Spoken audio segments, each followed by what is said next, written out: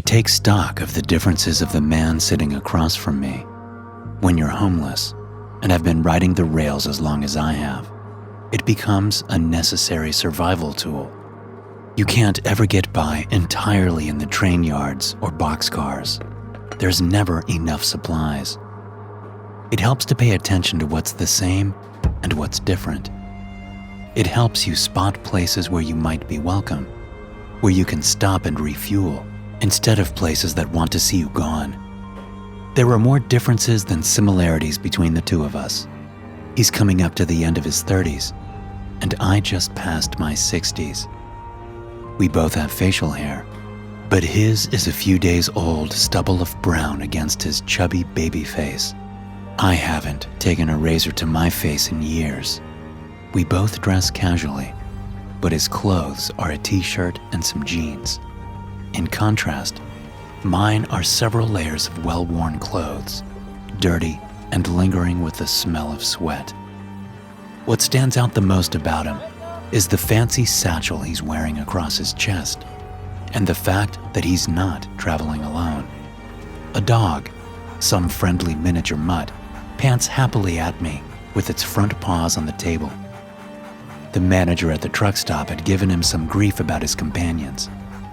I don't know if it was more about the dog or me, but it all passed after he slid over some fancy corporate-looking black credit card. We don't say a word after the waitress takes our order. We pass the time chugging coffee and smoking cigarettes from a freshly opened pack, another treat from him. Our food comes, and we both dig into it. They never say look a gift horse in the mouth, but whoever said that bullshit never went 3 days without eating. He hasn't said much since I met him. He's only given me his first name. I clean my plate, then figure it's time to find out what this is all about. So Cody, I say into the lull of smoke rising up in clouds between our cigarettes. You some kind of government spook? He grins and tosses his dog a scrap of bacon. What makes you say that? Besides the fact you were able to spring me from jail and piss off every cop in that building, you just answered a yes or no question with another question. Christ, I did, didn't I? He slumps into his booth and scratches the top of his dog's head. Been doing this too long. You seem like a nice guy, JP. So trust me when I say, the less you know about who I work for, the better. I nod and bring the cup of coffee to my lips. Sure, can't see what people like you would want with an old boxcar bum, though. The quiet confidence leaks out of him as he stubs out his cigarette into the ashtray. Tell me about the train, JP. Tell me about Brian. The coffee mug slips from my hand and shatters on the ground. I stare at him in silence as the waitress comes over and quickly cleans up the mess. But he never takes his eyes off mine. Slowly, I shake my head. You wouldn't believe me. No one did. He reaches into his satchel and slides a glossy photo across the table. I stand up from the booth and nearly tip the table over. The picture is an old model passenger train, but the black and gold paint still gleams as if it was painted yesterday. Cody doesn't show any other sign of a reaction. He just reaches into his satchel again and pulls out a digital tape recorder. There's a small beep as it switches on. He doesn't do anything else, but waits for me until I slide back into the booth. It's been years since I talked about it, but the words pour from my mouth as I step back into a memory that has eclipsed my life. I fell in love with Brian during our freshman year of high school. We were polar opposites. Me, a studiously little bookworm who wanted nothing more than to get out of our one-horse town. Brian was captain of the football team, but never cruel or small-minded like so many others. While I was the target for bullying, he would always come to my rescue. Brian never gave in to peer pressure and always strove to be above it. I never dreamed he would feel the same way, but there we were in our senior year, young, dumb, and in love. People like to remember the 80s fondly these days, but I guess most of those people weren't scared gay teenagers back then. In a small town like ours, it might as well have been the Dark Ages. We took a page from the Beatles and hid our love away. Our town had once been a booming coal town, but the mountains went barren nearly 100 years before. Trains used to run directly to and from the mines, but the rails were all rusted away by that point. The forest reclaimed most of the land that the miners and prospectors tried to tame. It was the only place that Brian and I could be together. That night, the moon was full and high in the sky. The trees casted shadows like jagged monsters out to get us. But I walked without fear, Brian's hand in my own. We knew that we were safe here beneath the pale moonlight. It was back in town during the light of day that we were truly in danger. Like I said, young, dumb, and in love, which only makes you dumber. We chuckled along with the chirping of crickets. I remember the smell of Old Spice wafting gently off him. We held each other in perfect tranquility until I opened my eyes and saw the light. We froze, each of us not daring to make a sound, but our thoughts ringing loud and clear in silent unity. Someone from town must have found out about us.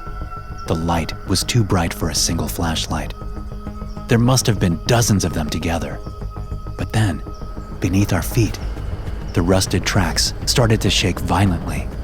Then a loud whistle of a train pierced through the night air. The whole forest shook up and down the abandoned lines. It was impossible. The train tracks had been abandoned long before we were born. They were too disrepaired for any train to run on. Even if that hadn't been the case, there were no working lines connected to it. A train hadn't come through town in decades. It should have been fucking impossible. Brian didn't stand there like an idiot like I did. He took my hand and we ran down the tracks as fast as we could, deeper into the forest. I don't know how he managed to keep us both upright, not with the ground rocking and trees being ripped up and tossed in the air. Eventually, we got to the point where the tracks stopped completely. There was nothing but forest pine needles beneath our feet. It didn't even slow the train down. The light grew brighter around us, but we didn't stop running until I tripped. My foot caught over a gnarled root and knocked me to the ground. Brian never left. He stayed with me and untangled the root. The train was bearing down on us, the light as bright as the sun. He hoisted me up, but by then, it was too late. He beamed that beautiful smile at me one last time, then shoved me off to the side. I scrambled to my feet, my screams devoured by the fury of the train's passing. There was a flash and then nothing. When my vision cleared, the train was gone. I trembled and called out Brian's name, terrified of what I would see. But there was nobody, no blood, only the jagged and ruined earth of the train's passage. From a distance, I heard its horn blare again, and I ran deeper into the forest after it. And I've been chasing it ever since, hopping from rail to rail, searching for any sign of it. Sometimes I heard whispers about it in passing, about the ghost train that didn't stop for anyone, here one minute and gone the next. But I've always been a step behind. Cody reaches over and presses the tape recorder, eliciting a beep as it shuts off. Sightings go back almost 100 years. Brian wasn't the only one it took. He took out another photo and slid it across to me. This one was zoomed in on the windows of the passenger cars. Through the blur of the train's speed frozen by film, I can just make out the silhouettes of people. 24 times someone's been hit by the train. 24 shadows in the passenger cars. I don't think it's a coincidence, do you? My eyes widen at the implication, narrow in suspicion. What do you want with it? He shrugs his shoulders and lights another cigarette. Fuck if I know. Above my pay grade. And I don't understand most of the science in the reports. Something about space and time distortions. Real Star Trek shit. They want to monitor it somehow, but the only time inorganic matter isn't demolished by the train is when it's worn or held by someone it hits. Their brilliant idea is to strap some monitoring equipment to some hapless sap and shove him into the train's path. Now, since all reports indicate that getting run over by the train is a one-way trip, I think this is a dumb idea. So, we're meeting in the middle. I managed to convince the higher-ups to let me find them someone who actually wants to go on the goddamned thing. I pick up the picture, and it trembles in my hand. After all these years, I finally found a lead. I'm finally going to get to see Brian again. I'll do it. He smiles sadly. Welcome to the Foundation, JP. The next 2 weeks go by in a blur. I'm taken into a facility of some kind that I don't recognize and familiarize myself with the equipment to collect the Foundation's data. None of it is complicated, just a few gadgets about the size of a smartphone that operate just as easily. The big day finally arrives. Cody and I stand at a train crossing, ready to intercept the ghost train. Unlike the last time I saw it, the time is closer to noon, with the sun high in the sky and a small town nearby. Other members of the SCP flock around us in unmarked cars, wearing overcoats with a fake logo of a train company. Cody goes through the checklist with me. Spectrometer? I test it with a successful beep. Interdimensional comm? Another beep. Flowers? Huh? He grins and hands me a dozen roses from behind his back. Can't hurt, right? A chuckle escapes my lips, and I shake my head. He might work for a shady agency, but he's the best boss I've ever had.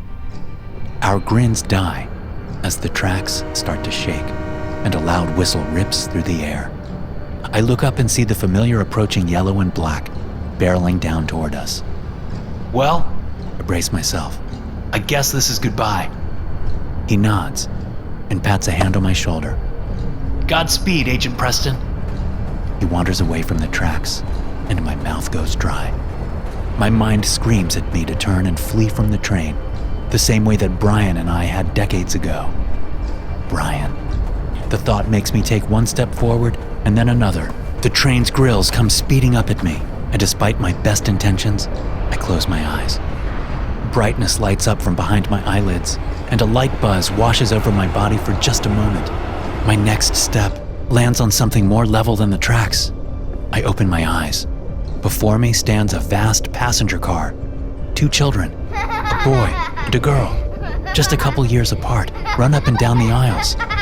An old man wearing a fedora sits smoking in the seats nearest me. He glances up and nods. I make my way further down the car and freeze, looking at the person playing with a deck of cards.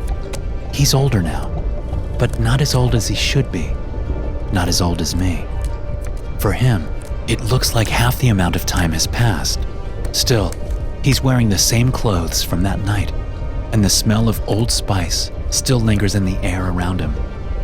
He glances up, and my throat goes tight.